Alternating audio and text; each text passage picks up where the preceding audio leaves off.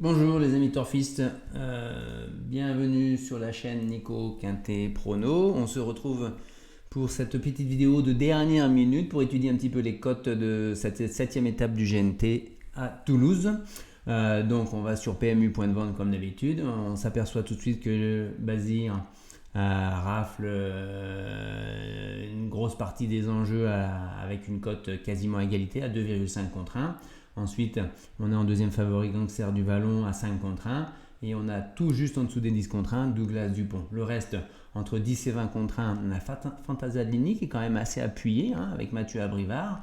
Alors qu'elle a peu de courses en 2022, 11 contre 1, mais ça correspond aussi à sa place dans la synthèse de la presse qui est quatrième favorite, donc rien d'anormal on va dire.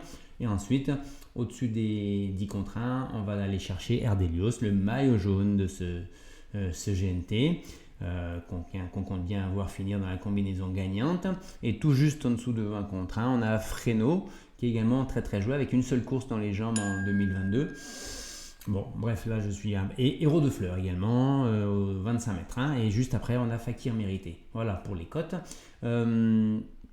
Ensuite donc on va dans enjeu et rapport et on va s'apercevoir que dans enjeu et rapport, en jeu simple, on a déjà quand même 280 000 euros d'enjeu.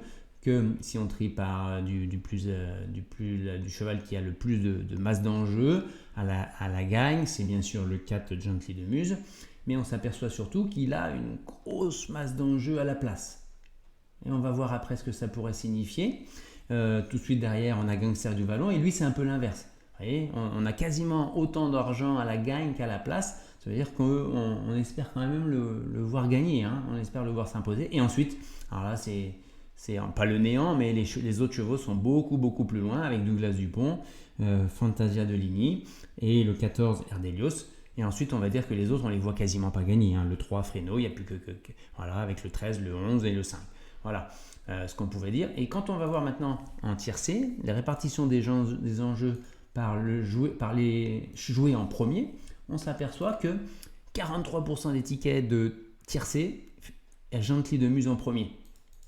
Quarté, on a 45% et en quintet, on est dans les mêmes proportions pour jouer en premier. On a 44% des tickets qui sont joués en premier. C'est un peu contradictoire avec le fait que en jeu simple, on a les plus joués. Voyez, on a une grosse masse à la place. Donc, on est plus confiant pour une place dans les 3 premiers, alors que dans les tickets tiercé, quarté, quintet, on le voit s'imposer.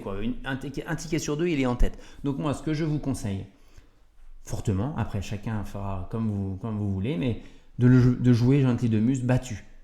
Parce que, c'est pas qu'il monte de catégorie, mais il y a des très bons chevaux au deuxième échelon.